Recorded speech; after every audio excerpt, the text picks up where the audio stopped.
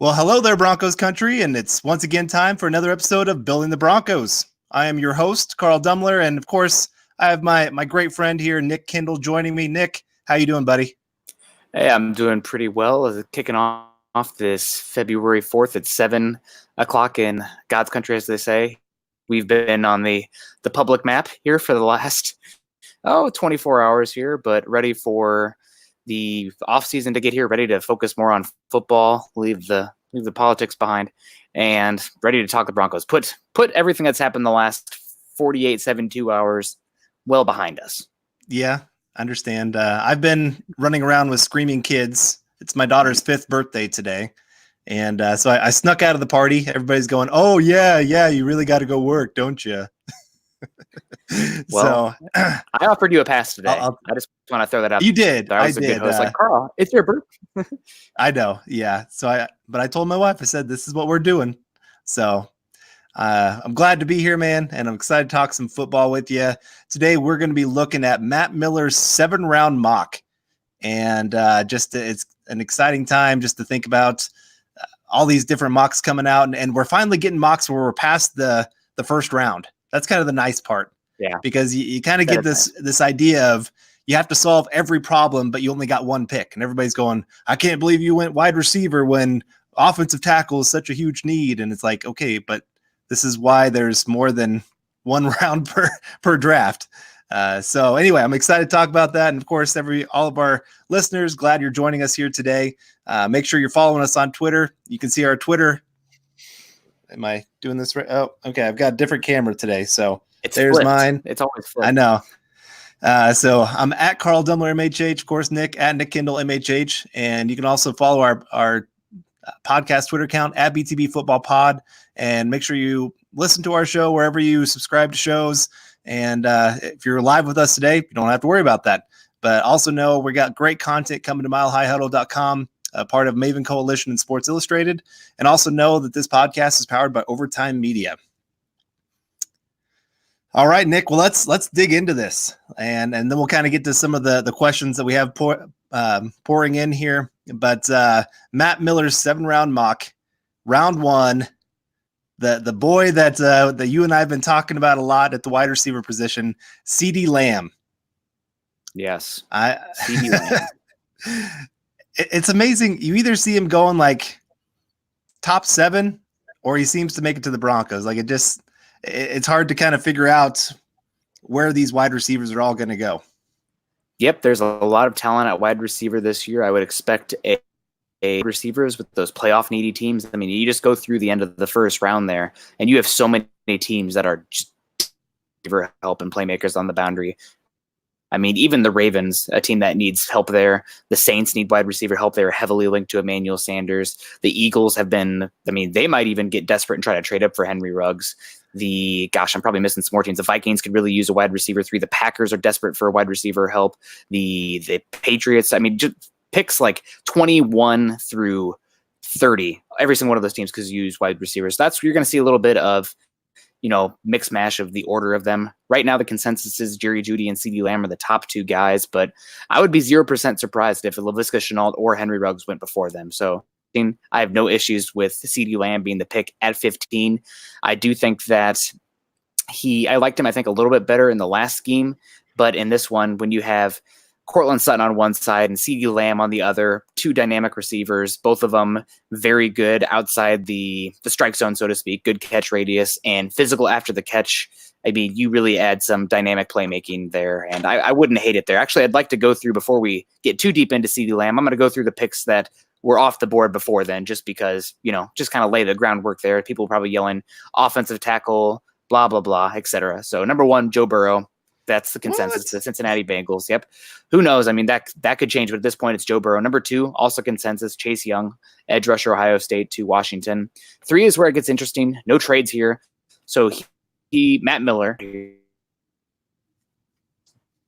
for the back from Ohio State going. That's a pick that the Lions would be very happy to trade out of. Really interesting. He has the Giants going with Jedrick Wills Jr., the right tackle from Alabama. Some rumors there that they might like Tristan Wirfs. Some rumors that might be Isaiah Simmons, but Jedrick Wills for this case. Number 5, Alabama, Tua Tagovailoa going to Miami, a team that's been linked there since this point last season. Number 6, a pick that keeps getting more and more popular. Los Angeles Chargers quarterback taking quarterback Justin Herbert. Really strong Senior Bowl, has the tools. Some question about the moxie, but he's got the talent to be a top 10. It's the quarterback tax. Number 7, Carolina Panthers going defensive lineman Derek Brown from Auburn. Number Arizona Cardinals, probably one of the highest I've ever seen him mocked. Mekhi Becton, offensive tackle from Louisville, going to the Cardinals there to protect Kyler Murray.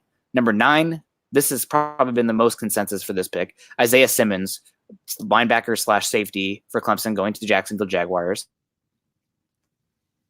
Tristan Wirfs, offensive tackle from Iowa. That's where the Broncos would be picking if Shelby Harris had not blocked or bad vision, but alas. So Broncos picking 15-11. Andrew Thomas goes from Georgia, goes to the Jets.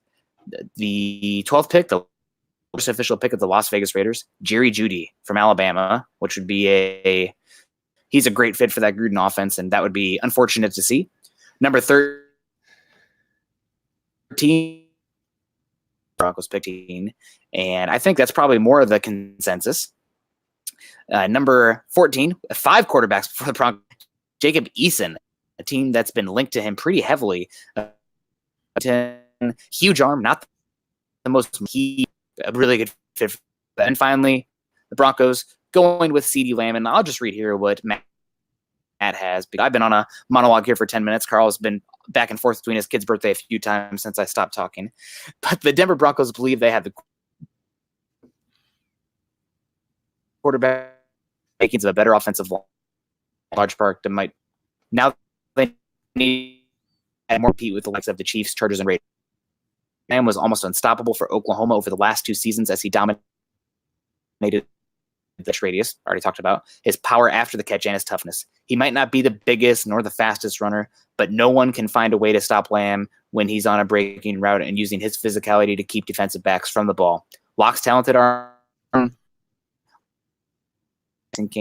could make Denver's offense exciting.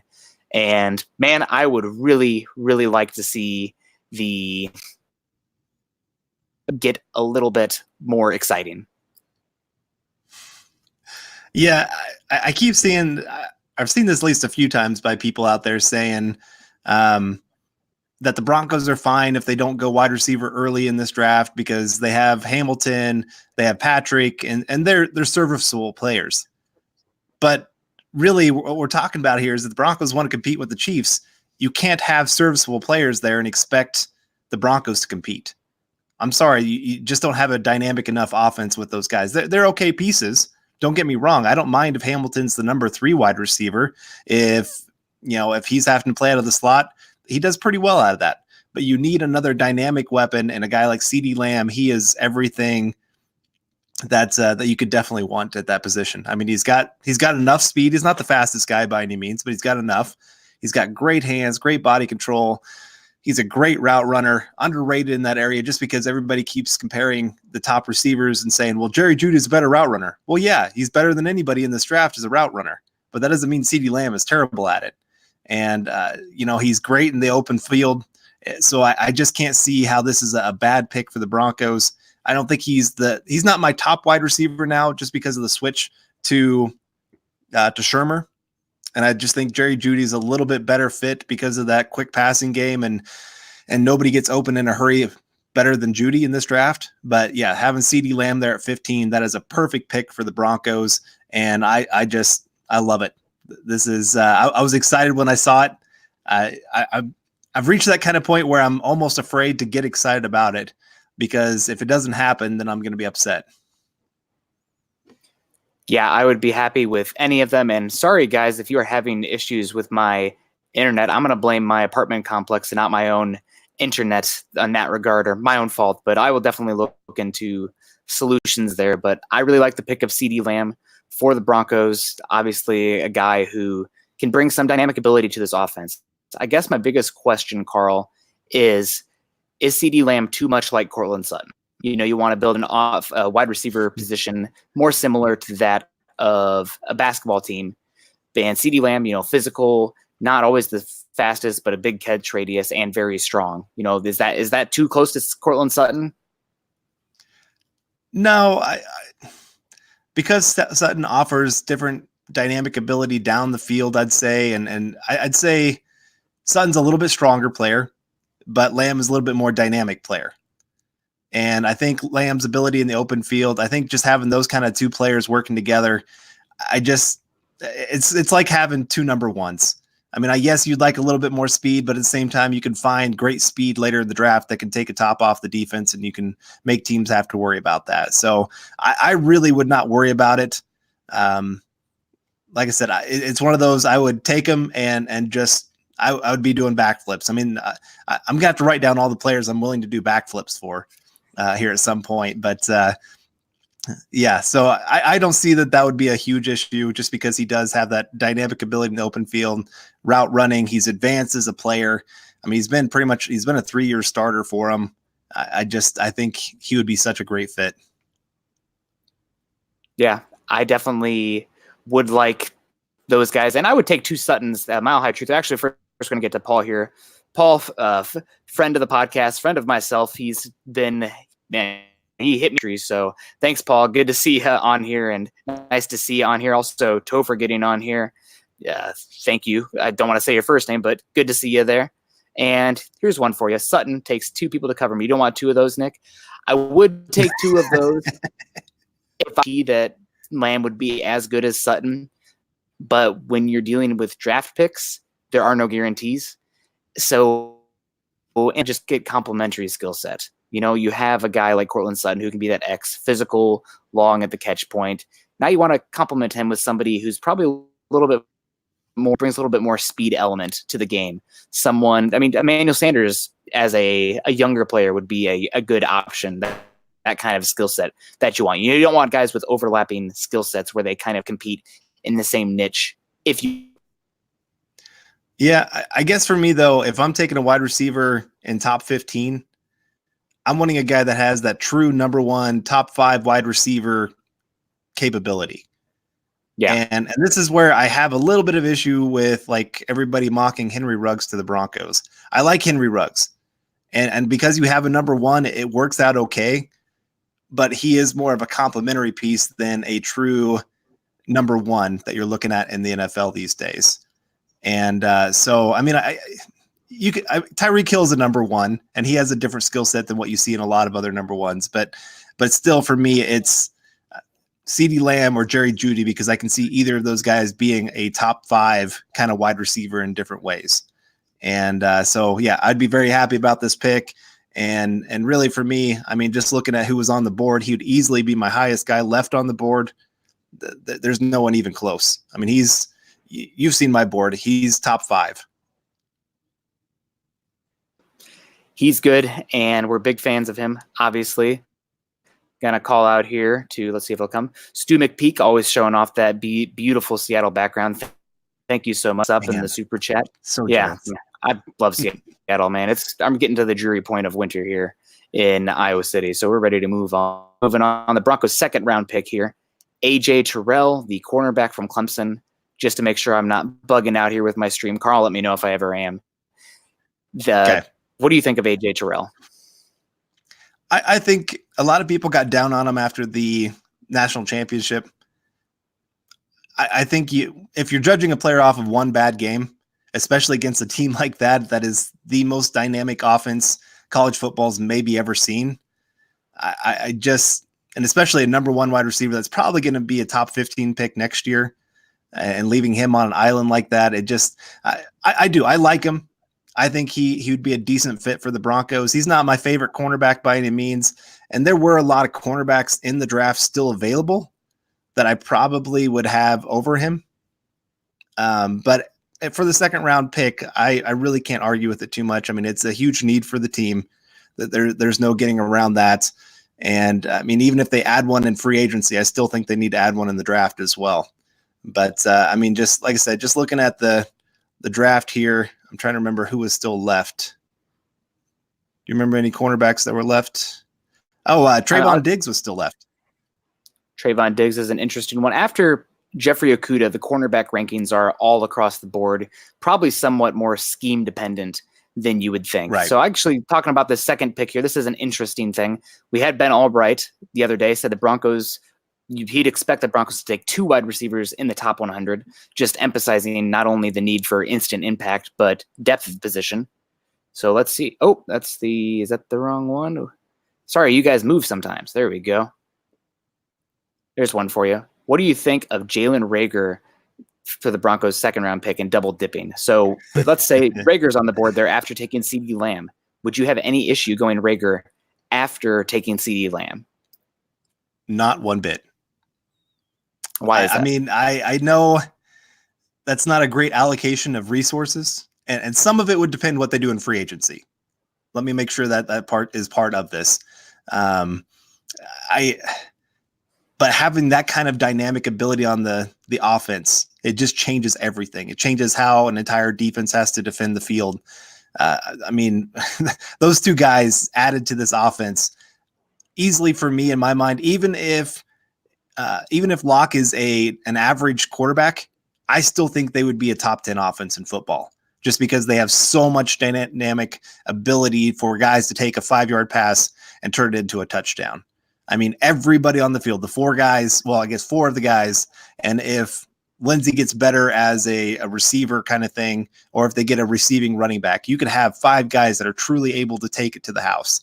And when teams have to worry about that, I mean, we just saw it with the Chiefs. They just won a Super Bowl with as much dynamic ability on the field as we've seen any team have in the league.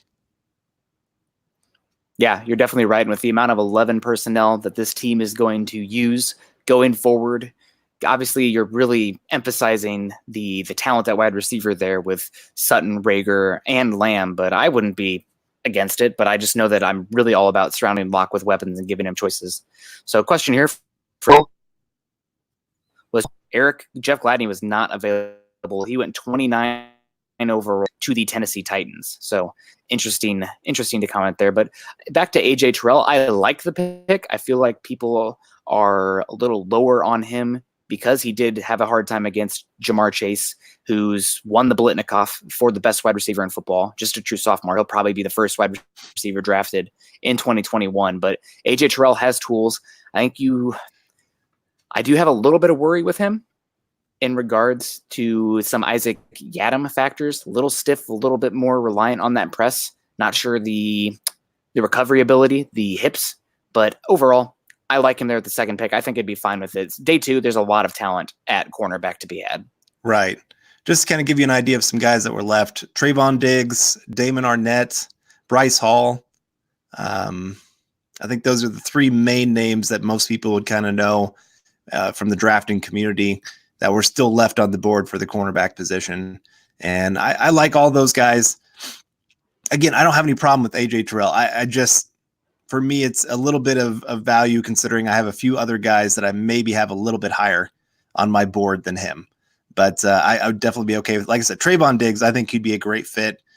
He's still a developing player, but just that athleticism, that size, that kind of guy, I can't imagine what he could do on the field paired with Fangio and what he can do with the secondary.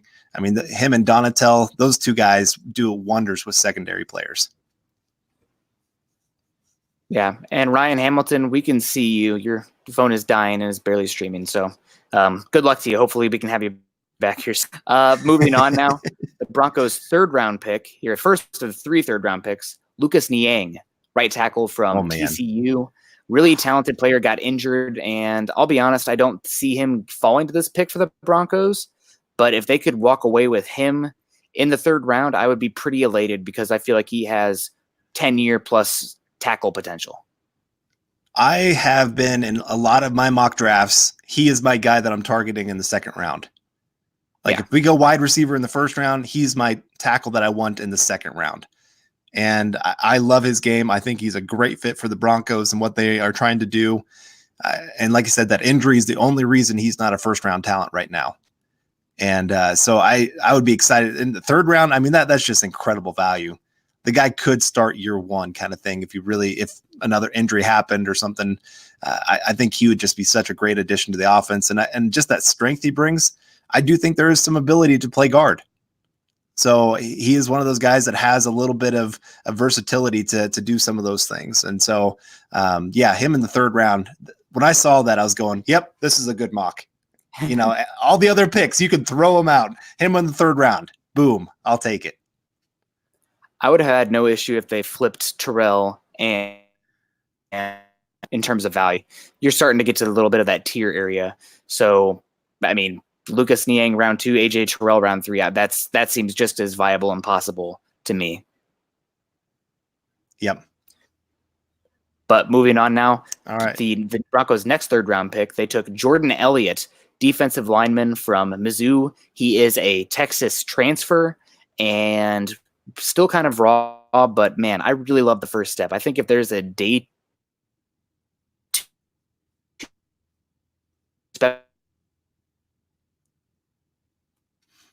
Hey, Nick, you're cutting out, buddy. I'm here. I'm sorry, folks. I'm going to have to work on Complex. I don't know what to tell you. I'll work on that. I think Chad told me about a Wi-Fi booster, so I'm going to have to look into that for next time.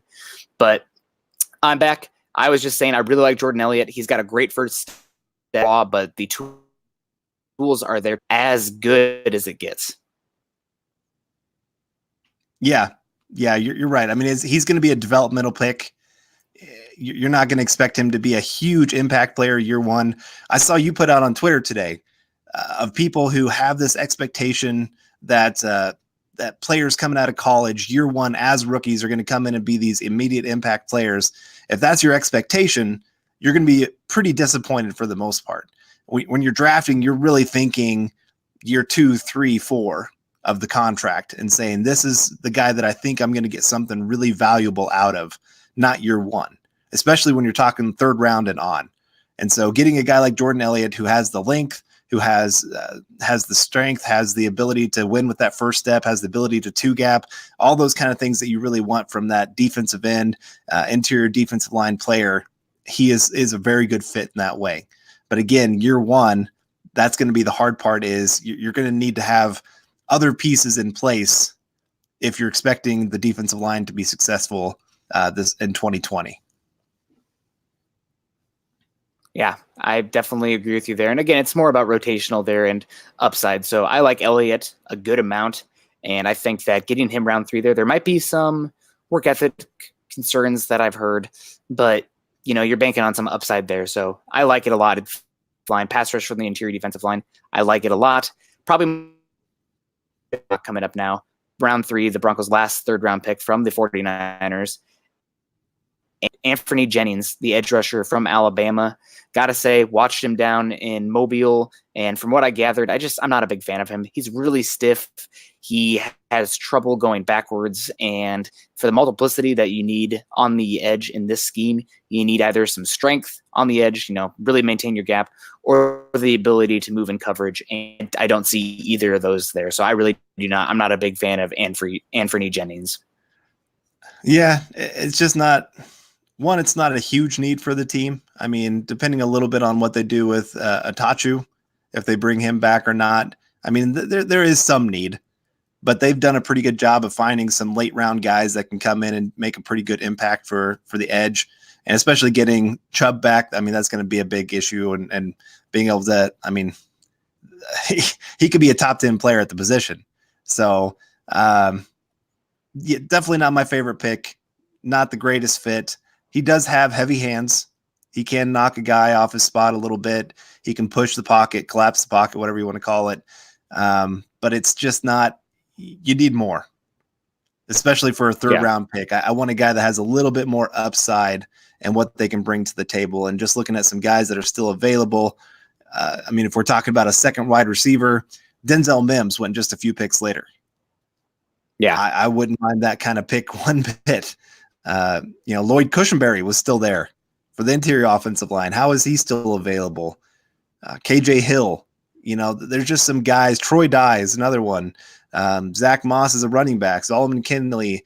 I mean, the list can go on here of guys that I think would be really good fits with the Broncos and make a bigger impact and have higher upside, in my opinion. Yeah, I definitely agree with you there. So moving on now picks here for the Denver Broncos. First 4th-round pick, Marcus Bailey, linebacker from Purdue. And the next 4th-round pick is Logan Stenberg, the offensive guard from Kentucky. Marcus Bailey, I really liked him at Purdue this past season, but he suffered, I believe, his second ACL injury in the same knee. So really good coverage player, a lot of upside, but the injury concerns me.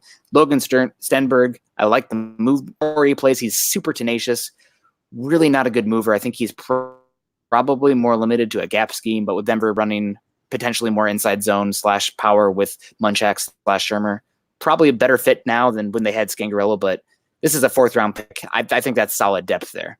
Right. I mean, he could be a day one starter for him. And I mean, if you're finding that in the 4th round, that's pretty good. The upside isn't huge, but he could be a decent starter, enough starter. I mean, the value when he's on a rookie contract is worth it. And again, you stick that kind of guy with Munchak, I think you can still see some pretty good things from him. So I don't really have too much of a problem with that. Yeah, overall 4th round pick or 4th round, not too bad here. Yes, absolutely. So 5th round now, only one 5th-round pick. Broncos taking Joshua Kelly, arguably the best running back out of the Senior Bowl. 6th round, Jordan Fuller, safety from Ohio State. I like both these picks a lot. Yeah, I mean, Kelly is that in between the tackle runner that the Broncos are missing right now.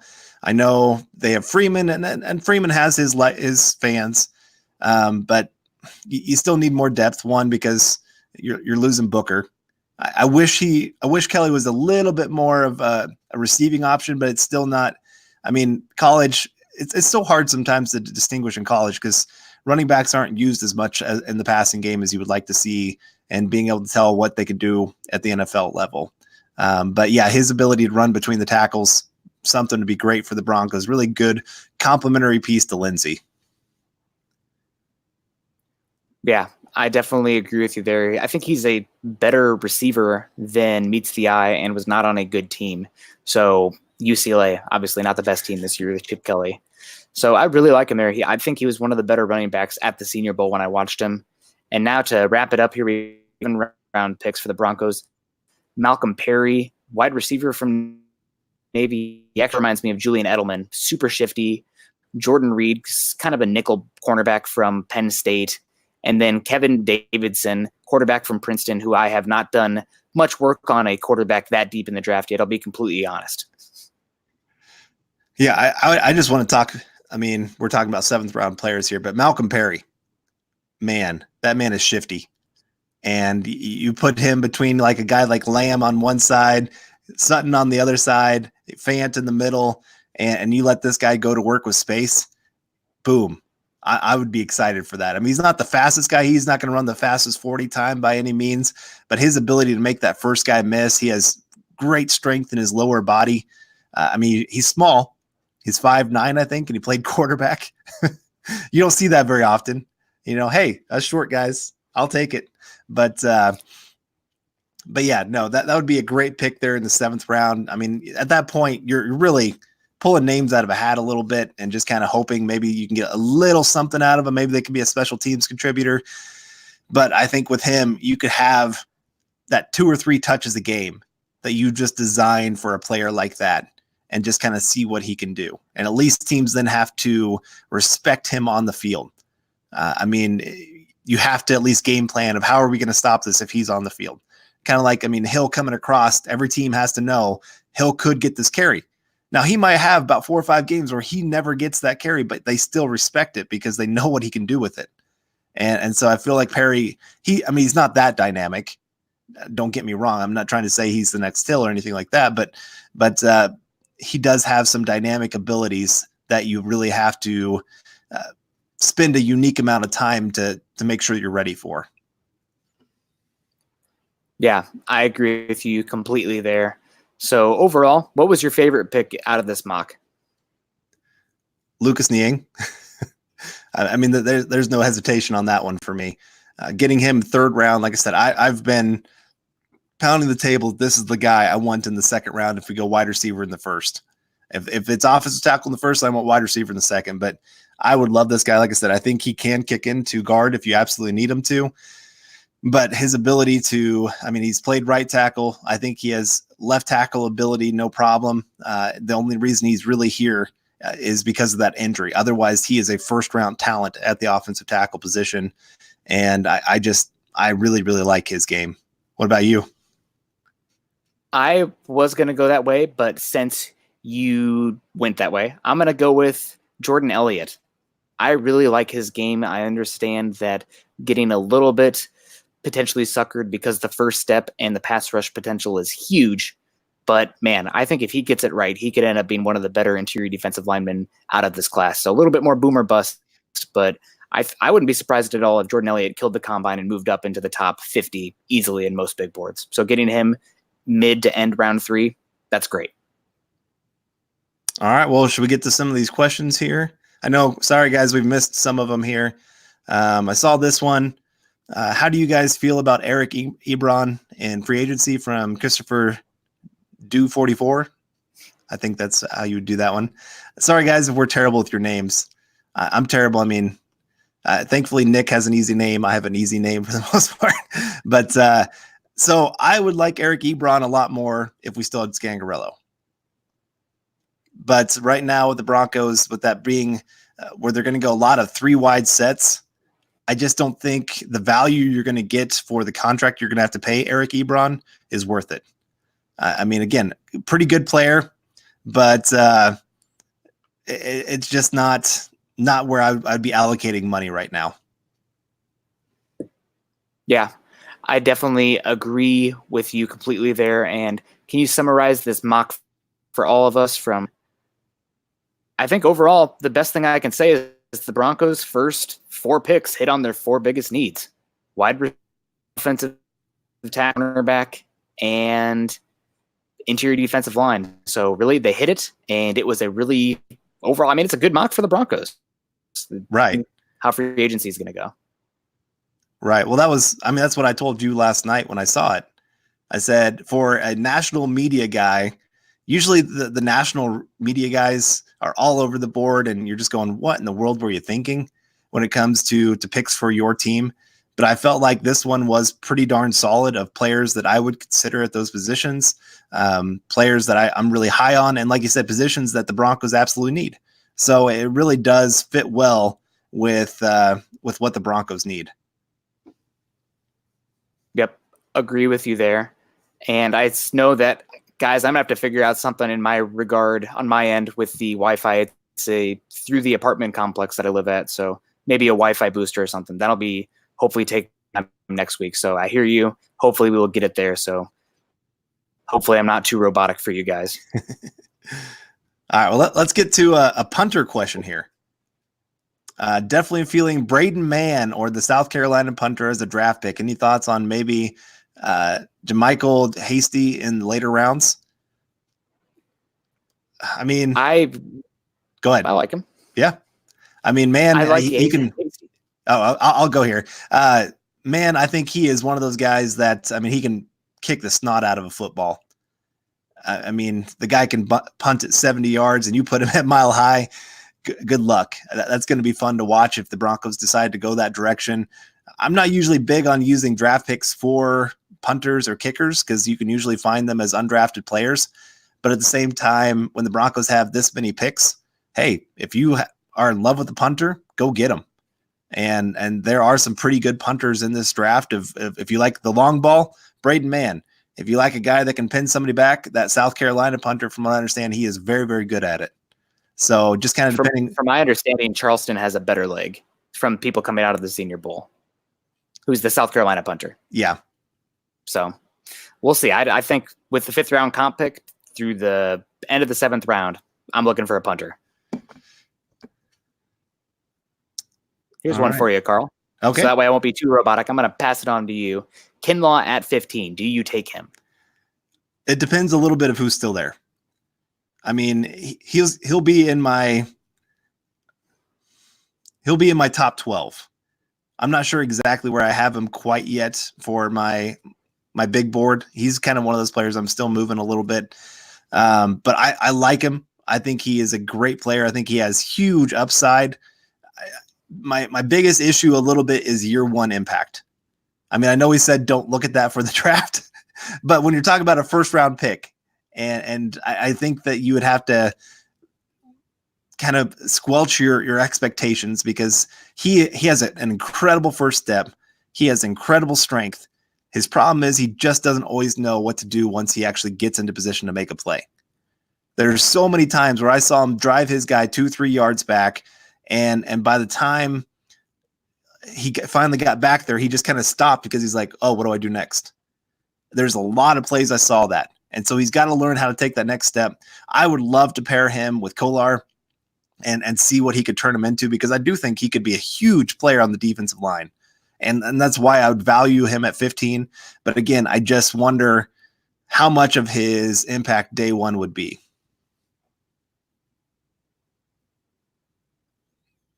Absolutely. All I have a right. good point here by Cartoon. I want to put this one here. He put Kinlaw between Chubb and Miller. Good night, Mr. Mahomes.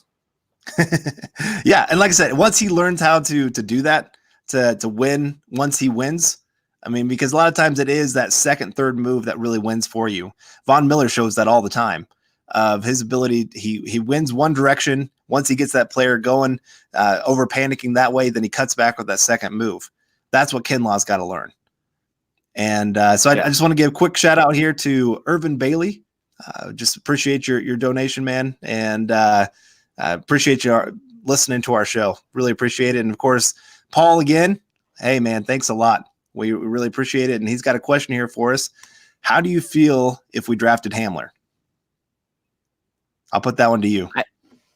I like Hamler. I'm not sure about specific. Like nobody destroys us, but he's so small with this that but see, put it down from their second round pick. Somewhere between their second round pick and their third round pick is, I would say, the value. So I'd like him. Just depends on where you take him. Yeah. I'm a huge Hamler fan.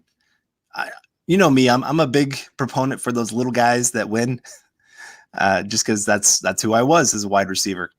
I was the little guy I was the little engine that could. You had to outwork people, and Hamler's that kind of guy. He's got athleticism.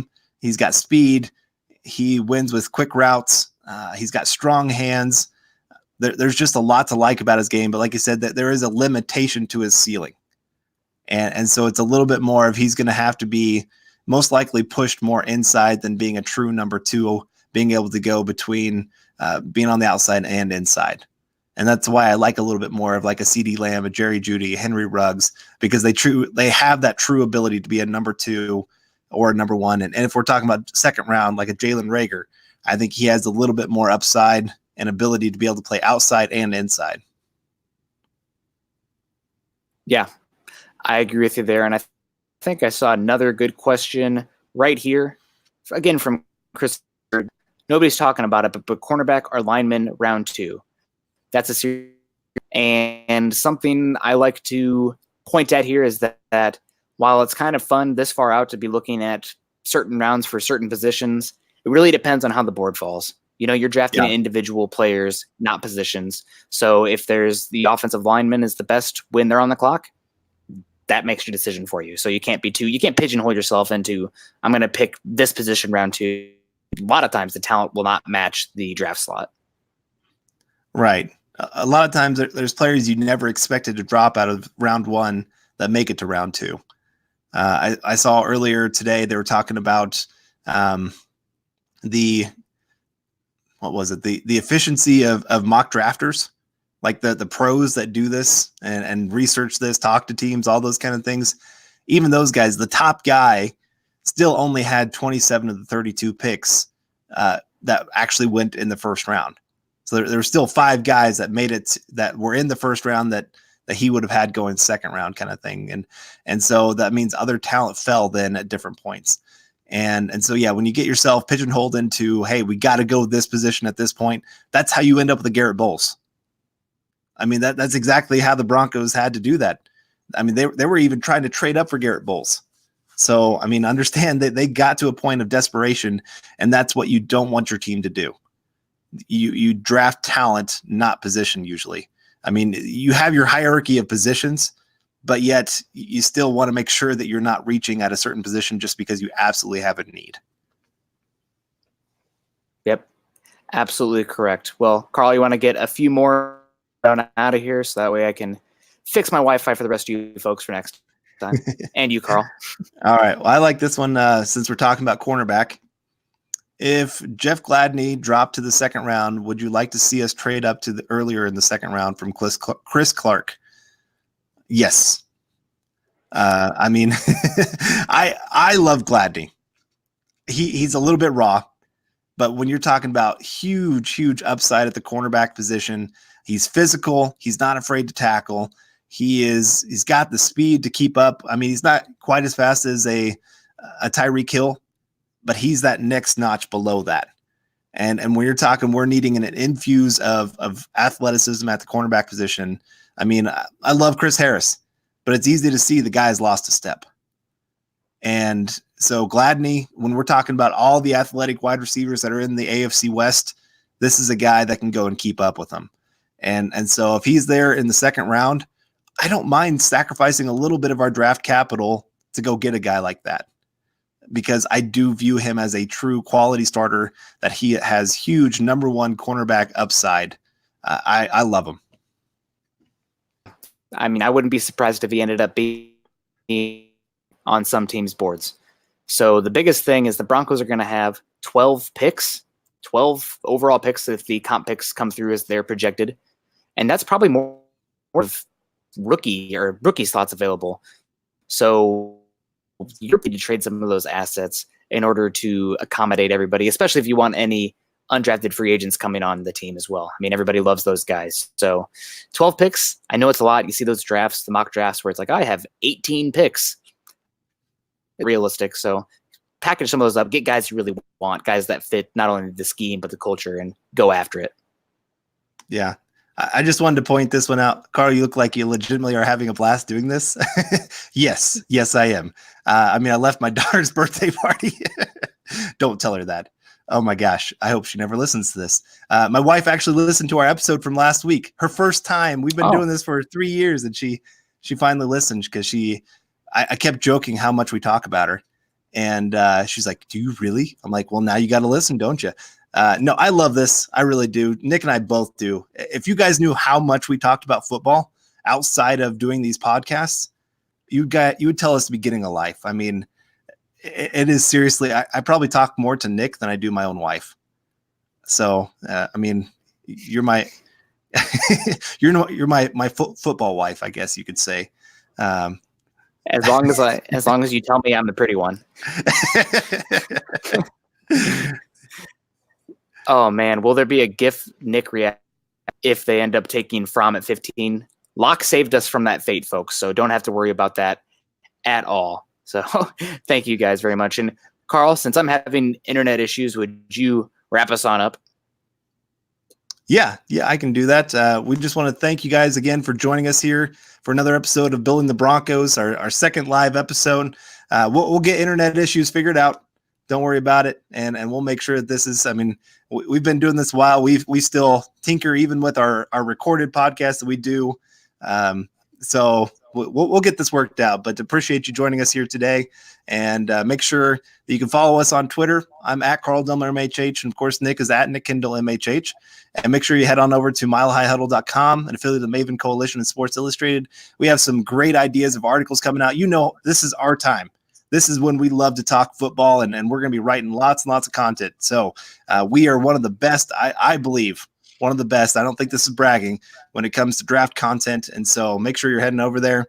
Also, make sure you head on to iTunes, leave us a 5-star rating and comment.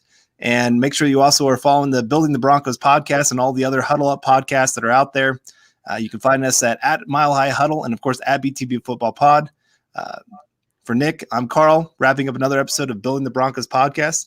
We hope you enjoyed it, and we'll be seeing you guys soon. We're going to be doing another episode here for the weekend, for Saturday, and we're going to be talking about Nick's mock draft. So make sure you get in all your comments so that we can mock Nick and everything that he did wrong with his mock draft. All right. Thanks, guys. Have a good one, and go Broncos.